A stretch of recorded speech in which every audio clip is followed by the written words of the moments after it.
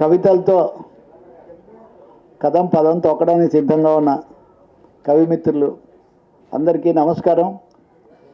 చాలా మంచి సందర్భం, శ్రామిక ఉత్సవ్. అందులో భాగంగా ఈ సాహిత్య ఉత్సవ్, పుస్తక ఉత్సవ్ ఇవన్నీ కూడా కలిసి ఒక పెద్ద త్రివేణి సంగమం కాదు, ఇంకా చాలా ఎక్కువగా కనిపిస్తుంది. అన్నిటికీ అన్ని రకాల చైతన్యాలు, ఈ చైతన్యాలన్నిటికీ ఉన్నటువంటి సంబంధం ఏంటో బాగా తెలిసిన వాళ్ళు ఇక్కడ ఉన్నారు. ఆ బయట పెట్టినట్టుగా 1935 అంటే ఒక 90 ఏళ్ల వెనకటి ప్రణాళిక చాలా ఆశ్చర్యకరంగా 1934లోనే శ్రీశ్రీ మహాప్రస్థానం రాశాడు.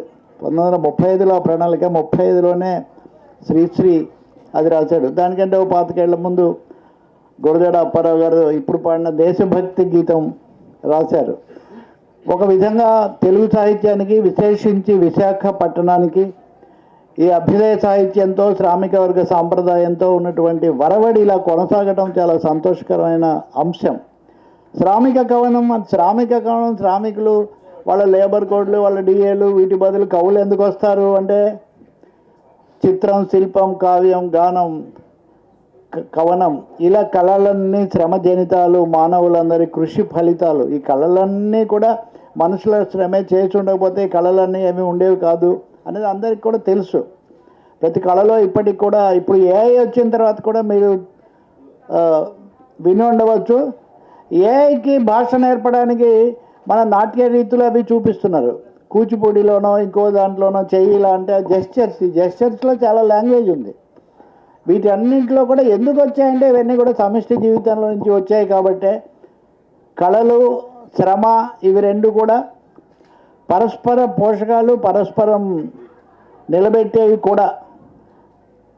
ఇప్పుడు మనం తూర్పు తీరంలో ఉండి మాట్లాడితే ఈ తూర్పు తీరం పొడవునా సముద్ర తీరంలో ఎన్ని పాటలు ఆ సముద్రాన్ని మించినటువంటి గాన సముద్రాలు సృష్టించాయో మనం ఊహించలేము. ఆ సముద్రపు తరంగాల కంటే ఈ గాన తరంగాలు, ఈ కవిత్వ తరంగాలు ఏమాత్రం తక్కువవి కావు.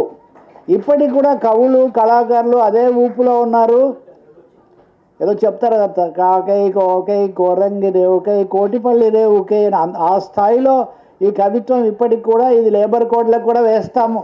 ఆ రోజు ఏ విధంగా అయితే కోరంగి రేవుకై, కోటిపల్లి రేవుకై అన్నారో, ఈరోజు మేము లేబర్ కోడ్లకు కూడా వేస్తాము, కార్పొరేట్లకు కూడా వేస్తాము, అక్కడ అమెరికాలో ఉండి హుకుములు ఇస్తున్నటువంటి ట్రంప్ కూడా వేస్తామని చెప్పడానికి కవులందరూ కూడా ఇక్కడ సమావేశం అయ్యారని చెప్పి నేను భావిస్తున్నాను.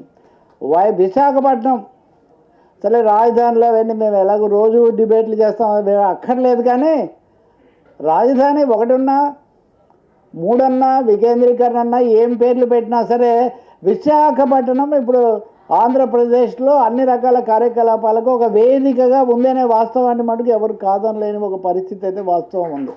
ఎవడైనా ఇప్పుడు చాలా అన్ని ప్రపంచాన్ని ఏలబోతుందని ఏఐ వాడు కూడా రెక్కలు కట్టుకొని మరీ విశాఖపట్నానికి వస్తున్నాడు. ఎందుకు వస్తున్నాడు అది వేరే విషయం. వైజాగ్ అంటే అదే అనిపిస్తుంది. వైజాగ్ను మనం 3 రకాలు నిర్వచించుకోవచ్చు. ఇప్పుడు వైజాగు ఆలస్యం ఎందుకు, ఇంకా విశాఖపట్నాన్ని మనం ఆక్రమిద్దామని. వైజాగో జాగా అంటే స్థలం కదా, వైజాగా ఎక్కడైనా ఏమాత్రమన్నా స్థలం ఉంటే ఎందుకు వదిలేద్దాం, వెంటనే ఆక్రమిద్దాం వైజాగ్ అని. ఈ 2 రకాల వాటి మధ్యలో కార్మిక వర్గం అనండి, వాళ్ళ తరఫున ఉన్న కవులనండి, వీళ్ళు ఒక మాట అంటున్నారు, జాగో జాగో జాగో రే అని, లేవండి మేల్కోనండి అని పిలిపిస్తున్నారు. ఈ పిలుపు ఆ రోజున గురజాడ అప్పారావు, శ్రీశ్రీ గారు ఇచ్చిన రోజు నుంచి ఈ రోజు వరకు కూడా ఏమాత్రం ఈ పదులు తగ్గలేదని చెప్పడానికి ఇక్కడ వేదిక మీద ముందు ఉన్నటువంటి కవులందరూ కూడా దానికి నిదర్శనంగా ఉన్నారు. కవిత్వానికి కవులకు ఉన్న సంబంధం నేను అన్ని ఉదాహరణలు 2 తప్పకుండా ఎప్పుడు చెప్పుకునే చెప్తాను.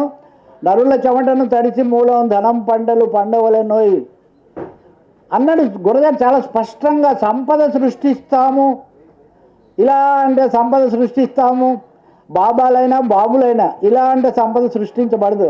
నరుల చెమటను తడిసి మూలం ధనం పంటలు పండవలెనోయ్, నరుల చెమటలో నుంచి మాత్రమే పండుతుంది. అలాగే బలమైన శ్రామిక వర్గం లేకపోతే ఇంకా మిగిలినవేవి ఉండవు. శ్రీశ్రీ అనంతం చదివితే చెప్తాడు, విశాఖపట్నంలో హార్బరు నాలో యవ్వనము ఒకేసారి ప్రవేశించాయి అంటాడు ఆయన. అంటే ఈ హార్బర్, ఈ రేవు పట్టణము సమాజాన్ని, సమాజ చైతన్యాన్ని ఒక తీరానికి ఎలా చేరుస్తుందన్న విషయం మనకు చాలా స్పష్టంగా తెలుస్తుంది. కాబట్టి ఇలాంటి ఒక చారిత్రక సందర్భంలో నిన్న రాత్రి ఉత్సవాల్లో కూడా విషయాలని మనం చాలా చెప్పుకున్నాము. కాకపోతే మిత్రులారా, చాలా చాలా ఆందోళనకరమైన, అసభ్యకరమైన, అనర్థదాయకమైన, కొన్ని సందర్భాల్లో ఆశ్చర్యకరమైన పరిణామాలు చూస్తున్నటువంటి సమయంలో కవుల స్పందనలు ఎలా ఉండాలి? కవుల గొప్పతనము లేదా పాట గొప్పతనం చెప్పాలంటే వందే మాతరం, వందే మాతరం, వందే మాతరం అంటే దేశ స్వాతంత్ర పోరాటానికి ఒకప్పుడు అది ప్రతీక అయింది. దాంతోపాటు చాలా ఇతర అంశాలు ఉన్నాయి, ఇవన్నీ ఉన్నాయి. ఆ తర్వాత కొంతకాలానికి దేశంలో పరిస్థితులు మారాయనుకున్నారు. నారాయణ రెడ్డి గారు వందే మాతర గీతం వరస మారుతున్నది, తరం మారుతున్నది, ఆ స్వరం అన్నాడు. ఇప్పుడు ఆ స్వరం ఇంకోసారి మారుతుంది. వందే మాతరం అన్నదాన్ని జాతీయ గీతానికి తోడుగా అనుబంధంగా అక్కడ పెట్టి మీరు పాడుకోండి అన్నారు. వందే మాతర గీతాన్ని వందే మాతరం అని కొత్త గానం కట్టిన వాడెవడు? ఇప్పుడు ఈ తరంలో అది తగ్గింది ఇది తగ్గింది అంటున్నారు, కానీ ఈ తరంలో కూడా వందే మాతర గీతం పాడుకోవడానికి వీలుగా కట్టిన వాడెవరు? ఏఆర్ రెహమాన్. జై హో భారతదేశానికి కొత్త నినాదంగా ఏ యుగంలో తెచ్చిన వాడెవడు? ఆయనే. ఇప్పుడు వందే మాతర గీతంలో దుర్గామాత పేరు ఎందుకు ఉండకూడదు? శత్రువుల శిరస్సులను మేము బాళ కట్టాము, రక్తంలో ఓలలాడుతున్నామనే పదాలు ఎందుకు ఉండకూడదు అని ప్రశ్నిస్తున్న వాళ్ళు దేన్ని ప్రశ్నిస్తున్నారు? భారత జాతీయ గీతంగా మనం గనక దుర్గామాతను కీర్తించే అదే గనక పెట్టుకుంటే, ఉదాహరణకు భిన్న మతాలు, భిన్న విశ్వాసాలు ఇవన్నీ ఉన్నటువంటి భారతదేశంలో ఏఆర్ రెహమాన్ లాంటి వ్యక్తి ఏం చెప్తాడు దానికి? నువ్వు ఎవరిని పాడే? ఆయన విశ్వాసానికి, ఆయన దేశానికి భారతీయుడైన భారతీయత చాటడానికే కదా అక్కడికి వెళ్ళి పాటలన్నీ కూడా కట్టాడు. కట్టినప్పుడు ఆక్షేపించిన వాళ్ళు కూడా ఇప్పుడు పాడుతున్నారు కదా. అలాగే మొన్న ఇప్పుడు తెలంగాణ గీతం వచ్చింది. ఉదాహరణకు జై జై హో తెలంగాణ జనని జయ కేతనం, అందశ్రీ గారు చనిపోయారు. ఆ పాట కీరవాణి పాడాడు. కీరవాణి పాడితే మీరు ఎలా పాడతారు ఈ గీతం అని కొంతమంది ఆక్షేపించారు. బాలసుబ్రహ్మణ్యం గారి విగ్రహం పెట్టారు. బాలసుబ్రహ్మణ్యం గారి విగ్రహం ఎందుకు పెడతారు? ఆయన ఈ పాట పాడలేదు అన్నారు. నేను అన్న పాట పాడనందుకు బాలసుబ్రహ్మణ్యాన్ని తప్పుపట్టి పాట పాడినందుకు కీరవాణిని కూడా తప్పుపడితే ఇది ఎక్కడికి చేరుస్తుంది? అంటే ఇక్కడ సమస్య అంతా మనం ఏ కొలబద్దలతో చూస్తున్నాము? ప్రజల ఐక్యత, రకరకాలైనటువంటి ఆలోచనలు, ధోరణులు, వీటన్నిటి మధ్యలో ఒక మానవీయత ఎక్కడ నిలబెడుతుంది? మానవీయత అనే దానికి పెద్ద ఏం లేదు, పెద్ద నిర్వచనం. మానవుడు, మానవీయత, మానవుడు, మానవి కూడా, మానవి అనేది కూడా కలిపాం కదా మనం. మానవుడు, మానవీయత, మనుషులుగా ఉండాలి. మనుషులుగా ఉండాలంటే ఈ ప్రాథమిక లక్షణాలు ఉండాలి తప్ప ఇంకా వేరేవేమీ అక్కర్లేదని చెప్పడానికి కవులు ఆ రోజు నుంచి ఈ రోజు వరకు కూడా గొంతు విప్పుతున్నారు. ఈ శ్రామిక ఉత్సవంలో కూడా మీరు అందరూ అందుకే చేరారని చెప్పి నేను నమ్ముతూ ఉన్నాను మిత్రులారా. మరీ ముఖ్యంగా మహాకవులు సొంత లాభం కొంత మనకు పొరుగువాడికి తోడ్పడవు. చిన్న ప్రణాళిక, కొంచెం కుర్చీలో చోటు ఉంటే ఇవ్వు, వాడి కుర్చీ కూడా ఎప్పుడు లాగాలని చూడడం కాదు, ఇది సొంత లాభం కొంచెం మానుకొని చూడమని. కానీ ఇప్పుడు సొంత జాగా ఎంత ఉన్నా ప్రజల జాగా దోచబోయి, సొంత జాగా ఎంత ఉన్నా కానీ ప్రజల జాగా దోచబోయి అసలు ఎక్కడ అంగుళం హిరణ్యకశిపుడు అప్పుడెప్పుడో ఎక్కడ ఇది కూడా లేకుండా చాప చుట్టాడని, దుర్యోధనుడు సూది మనం మోపినంత భూమి కూడా ఇవ్వనన్నాడని ఇవన్నీ వింటుంటాం కదా. ఎక్కడన్నా సార్ అక్కడ ఒక సూది మనం మోపేటంత స్థలం ఉందంటే అయ్యో వెంటనే మన కంపెనీ లిమిట్ పెట్టేసేయి అనే ఒక పరిస్థితి దాపురించిన ఈ సమయంలో మిత్రులారా, ఇటు భూమిని, ఇటు శ్రమను, రైతాంగాన్ని, వివిధ తరగతుల ప్రజలను కాపాడుకోవడానికి కవులు గొంతు విప్పాల్సిన సమయం ఇది. చాలా మంచిది. కవులు గొంతు విప్పితే ఏమవుతుందంటే ప్రశ్నిస్తారు కవులు. ఇప్పుడు వందే మాతరం అని బంకిం చంద్ర చటర్జీ పాడినప్పుడు ఆయన అది స్వాతంత్రోద్యమ నినాదం అవుతుందని ఆయన భావించారు. అది అయింది కదా. అలాగే దాన్ని ఇంకొక అడుగు ముందుకే ఇచ్చి ఇంక్విలాబ్ జిందాబాద్, విప్లవం వర్ధిల్లాలని భగత్ సింగ్ అన్నప్పుడు అది మళ్ళీ ఇంకొక దానికి అది నిదర్శనం అయింది కదా. ప్రపంచ కార్మికులారా ఏకం కండు పోయేదేమీ లేదు సంఖ్యలు తప్ప అని కారల్ మార్క్స్ అన్నప్పుడు దాంట్లో కవిత్వం ఎంత ఉంది? పోయేదేం లేదు సంఖ్యలు తప్ప అంటే మనకేం లేదురా, నువ్వెందుకు భయపడాలి, ఆస్తున్నాడు పోతుంది భయపడుతుంది, నీకేంటి భయం అని చాలామంది కవిత్వం నినాదం స్లోగన్ ఇస్తుంటారు. దేశం అంటే మట్టి కాదు, దేశం అంటే మనుషులు. ఇది నినాదమా కవిత్వమా? ఇది మాకు తెలియదా? తెలియదు సార్. మీకు తెలియదు. మీరు దేశం అంటే మతం అనుకుంటారు, మీరు దేశం అంటే రాజులు అనుకుంటారు, మీరు దేశం అంటే పురుషులు అనుకుంటారు, దేశం అంటే మీరు అగ్రకులాలు అనుకుంటారు, దేశం అంటే వైభోగాలు అనుకుంటారు, లేకపోతే దేశం అంటే సెలబ్రిటీలు అనుకుంటారు. మీరు దేశం అంటే తలతలలు మిలమిలలు అనుకుంటారు. కానీ దేశం అంటే మనుషులు అనే ఒక ప్రాథమిక సత్యాన్ని రాజాస్థానంలో నుంచి చెప్పాడు గురజాడ అప్పారావు. అది గుర్తుపెట్టుకోవాలి మనం. మహారాజు గారి ఆస్థానంలో ఉండి దేశం అంటే మనుషులు అన్నాడు. మనుషులకు తిండి ఉండాలన్నాడు, తిండి కష్టపడాలన్నాడు. ఇందులో ప్రతిదానికి ఒక సమస్య అయినప్పుడు ఇలాంటి శ్రామిక ఉత్సవాల ద్వారా సమరశంఖం పూరించే కష్టజీవులకు కవులు, గాయకులు గొంతు కలపాల్సి ఉంటుంది. దానికి విశాఖ గొప్ప భూమి అవుతుంది. ఇందాక మనం అనుకున్నట్టుగా ఈ వందే మాతరం లాంటివి అవి ఎందుకు వాటి నుంచి మంచిది తీసుకొని జాతిని ఉత్తేజపరిచే బదులు ప్రతిదాన్ని వివాదగ్రస్తము చేసి దేశభక్తిని కాస్త దేశభక్తి ద్వేషభక్తి ఒక అక్షరమే మారుతోంది. దేశభక్తి ద్వేషం. పరుల కొలమికి పోర్లు ఏడ్చే పాపకి ఎక్కడ సుఖం కలదో అని ఆయన అన్నట్టుగా మనుషులందరూ సరిగ్గా ఉండాలని ఆలోచించే బదులు ద్వేషించకపోతే నువ్వు మనిషి కాదు. ఎందుకు ద్వేషించాలి అంటే వాడు పలానా మతంలో పుట్టాడు కాబట్టి ద్వేషించాలి, పలానా దీంట్లో పుట్టాడు కాబట్టి ద్వేషించాలి. సో దేశభక్తికి విరుద్ధమైన ద్వేషభక్తి ఈరోజు దేశంలో చలామణిలోకి వస్తుంది. కాబట్టి దీన్ని ప్రశ్నించడానికి మేక్ లవ్ నాట్ వార్ అని చెప్పినటువంటి ఒక చిన్న వాక్యం ఏదైతే ఉందో ఆ ప్రేమ సందేశం ప్రజల కోసం. ప్రేమించడం అంటే ప్రజలను ప్రేమించడం, దేశాన్ని ప్రేమించడం. దేశమును ప్రేమించమన్నా అప్పటి వరకు దేశమును ప్రేమించమని ఎవడని చెప్పాడా? ఆ దేశం అంటే ఏంటో చెప్పాడా? ఇవన్నీ చెప్పలేదు కదా. ఇవన్నీ చెప్పబడినా నిజంగా ఒక చిన్న సంపద ఉంటేనే చాలా గొప్పదంటాం. విశాఖపట్నం యొక్క అదృష్టం ఏంటంటే గురజాడ అప్పారావు, శ్రీశ్రీ ఇక్కడి నుంచే రావడం అనేది తెలుగు జాతికి ఒక గొప్ప లక్షణం. దానికి ఇక్కడ ఉన్న చారిత్రక నేపథ్యమే. తర్వాత ఆరుద్ర దగ్గర నుంచి ఇదంతా మనం ఆంధ్ర విశ్వకళా ప్రాంగణంలో నుంచి గురించి కూర్చొని మనం మాట్లాడుతున్నప్పుడు దీనికి ఒక గొప్ప చారిత్రకమైన కొనసాగింపు మనకి ఇక్కడ లభిస్తుంది. ఇక శ్రీశ్రీ కూడా మామూలు కవిత్వం రాసిన ఆయన ఇలాంటిది వచ్చి తెలుసుకున్నది ఆంధ్ర విశ్వవిద్యాలయంలో అబ్బూరి రామకృష్ణరావు గారి దగ్గరే కదా. అబ్బూరి రామకృష్ణ గారు ఆ తర్వాత అభ్యుదయ సాహిత్యోద్యమం, గొప్ప కళారూపాలు ఇవన్నీ కూడా సృష్టించే కదా. ఇంకోటి కూడా చెప్పొచ్చు, కవిత్వంలో వినిపించినంత పదును ఇవన్నీ మనకి ఇంకా కథల్లో రాలేదని చాలా కాలం అనుకుంటున్నప్పుడు దానికి ఒక రూపం ఇచ్చినటువంటి చాలామంది కవులు ఆ రావిచత్ర, కాళీపట్నం అట్లాంటి వాళ్ళందరూ ఇక్కడి నుంచే రావడం కూడా యాదృచ్ఛికం కాదు కదా.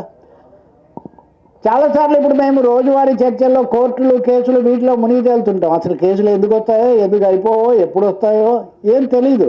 నేను అప్పలరాజు అని ఆయన పీడీ యాక్ట్ కింద అరెస్ట్ చేశారు. పీడీ యాక్ట్ అంటే మామూలుగా సంఘ వ్యతిరేకులు, స్మగ్లర్లు, లేకపోతే టెర్రరిస్ట్ కార్యకలాపాలు చేసేవాళ్ళు. ఆయన ఏం చేయలేదు. ఆయన పాపం రోజు మామూలుగా ఇప్పుడు హోంమంత్రిగా ఉన్న ఆయన కూడా ఆయనతో పాటు నిరాహార దీక్షలో పాల్గొంది ఇంతకుముందు. అంటే వాళ్ళు ఇటుండే కుర్చీ ఇటైతే ఒక విధంగా మాట్లాడతాం, కుర్చీ అటైతే ఒక విధంగా మాట్లాడతాం. కవులు అలా మాట్లాడరు. కవులు ఒకటే మాట్లాడతారు. పైన కూర్చున్న వాడు ఎవడైనా వాడు ఏం చేసినా ఇది కుదరదు, ఇది మంచిది. అలా చేసినందుకు అప్పలరాజుని పీడీ యాక్ట్ కింద ఎందుకు పెట్టారు? ఉదాహరణకు చాలామంది పుస్తకాల మీద నిషేధాలు ఎందుకు వచ్చాయి? పాడుదమా స్వేచ్ఛా గీతం అనే మరి గవర్నర్ గారి పాట మనం పాడుతున్నప్పుడు గీతం పాడడానికి స్వేచ్ఛ కావాలి. స్వేచ్ఛా గీతం పాడడం తర్వాత గీతం పాడడానికి కావాల్సిన స్వేచ్ఛే లేకుండా చేస్తున్నప్పుడు దాన్ని ఎంతగా మనం ప్రశ్నించాలి? అంటే కవిత్వంలో ఏ వర్డ్ రిమూవ్స్ అవర్ పెయిన్. ఒక పదము, ఒక భావము మన బాధను, మన ఘర్షణను తగ్గిస్తుందో ఈ పదము, ఈ పదం అనుకుంటే ఈ పదం దీనికి ఇదే అన్నమాట అని. ఈరోజు నేను ఈ మధ్య మనకు ఒక ఆయన వీర శివాజీ ఒక ఆయన బయలుదేరాడు. వీర శివాజీయో వికృత శివాజీయో ఆయన మీద వ్యాసం రాస్తూ ఒక పదం వాడా. గతంలో ఉన్నదే కానీ మనువాదం మగవాదం మార్కెట్ వాదం ఈరోజు అంటే మగ ఆడ సమస్య ఇక్కడ కాదు. అసలు అలాంటి భావాలు ఎలా పుట్టాయట బాబా? అయిన తర్వాత ఇందులో 2 పదాలే, కింద పొక్కిలు ఇవ్వడం ఒకటే తప్పు, పైన దీర్ఘం ఇచ్చి ఉండాల్సింది కాదు. అసలు నీ బుర్రే తప్పు బాబా, ఆలోచన తప్పు, the very concept is totally wrong అని చెప్పడం అనేది కళాకారుల యొక్క పని కదా. అసలు అలాంటి ఆలోచనలు ఎందుకు వస్తాయి? ఇలాంటి ఆలోచనలు కూడా వస్తాయా అని ప్రశ్నించేటంతగా, అంటే ఇందాక మనం చెప్పుకున్న రకరకాల జాడ్యాలను వేధిస్తున్న వాటిలో మనువాదంలోనూ, మగవాదంలోనూ, మార్కెట్ వాదంలోనూ మహిళే గురి కావడం అనేది ఎందుకు జరుగుతుంది?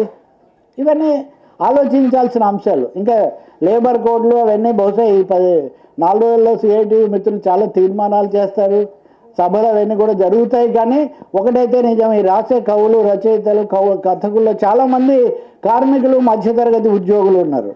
నిజం చెప్పాలంటే మీకు ఆశ్చర్యం వేయొచ్చు, తెలుగు తెర మీద మొదటి తరం రంగస్థలం నుంచి వచ్చిన వాళ్ళని మినహాయిస్తే రెండో దశలో విలన్లు, విలన్లు అయిన వాళ్ళందరూ ప్రభుత్వ రంగ సంస్థల నుంచి వచ్చిన వాళ్ళే. కోట శ్రీనివాసరావు దగ్గర నుంచి మీరు కనుక తీసుకుంటే కనుక ఎండమూరి వీరేంద్రనాథ్, అంటే సరే ఆయన పరంపర కొంచెం వేరైనా కానీ చాలామంది కవులు, రచయితలు, వారపత్రికలు నడిచిన రోజుల్లో ధారావాహికలు రాసిన వాళ్ళు వీళ్ళందరూ కూడా ప్రభుత్వ రంగ సంస్థలు. ఎందుకని వాళ్ళు కొంచెం ఉద్యోగము, దానికి సంబంధించిన కొన్ని నియమావళి ఉంది కాబట్టి అవి చేసుకుంటూ ఉపాధ్యాయులు చాలా ఎక్కువగా, ఇప్పుడు ఇక్కడ కూడా ఉపాధ్యాయులు చెప్పి ఇప్పుడు దీన్ని చెడగొట్టేస్తున్నప్పుడు ప్రభుత్వ రంగం అనే సమస్య కాదు ఇక్కడ, ప్రజావరణం, public space is demolished like anything.